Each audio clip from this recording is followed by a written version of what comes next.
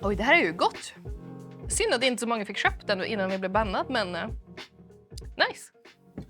Hello, heisters. April is upon us, spring is starting to bloom here in the Northern Hemisphere, and so are some of the fruits from our labor in Operation Medic Bag. We're gonna start to see some of the bigger changes coming in, and this month we'll be focusing on improving the cooperative parts of Payday 3 and making sure you get to fulfill your heisting fantasies together. Let's talk about what this coming month has in store for you.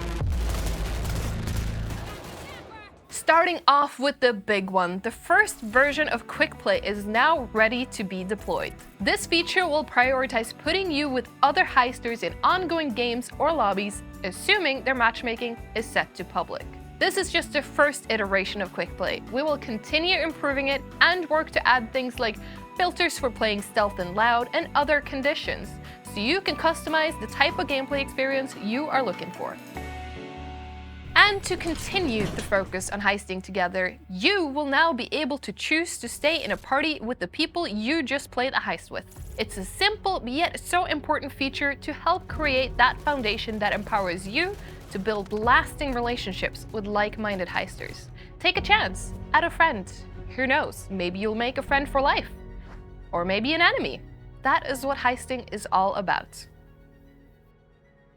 We also have another highly requested feature from our feature upward page coming in, which is the ability to skip the mission intro flyover. In multiplayer, all players must vote to skip for it to take effect, but if you're solo, you can skip it yourself immediately.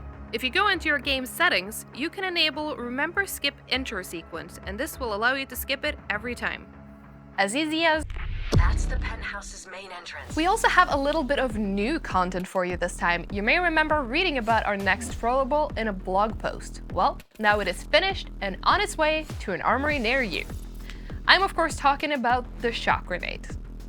This grenade is very powerful. It'll instantly short-circuit any zapper and kill them immediately.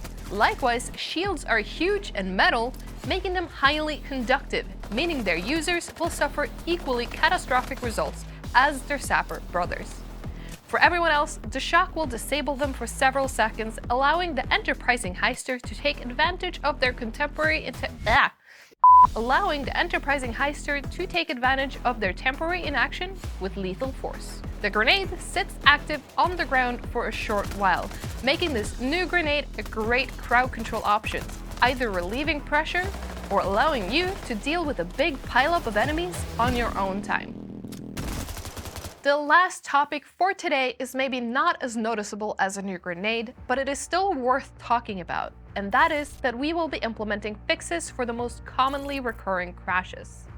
About 98% of all crashes across all platforms were due to one of these root causes, which are now all fixed. Shoutouts to all the heisters out there submitting your crash reports. They help us identify and fix these issues and prevent them for the future. That is it for this update. There are a good number of bug fixes in addition to what was mentioned in this video. You'll be able to see exactly what they are in the patch notes coming out together with the update. As for the update itself, we're aiming for a release between the last week of April and the first week of May. See you there, heisters!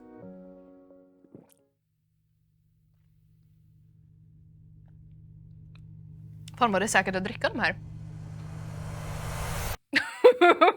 Oops.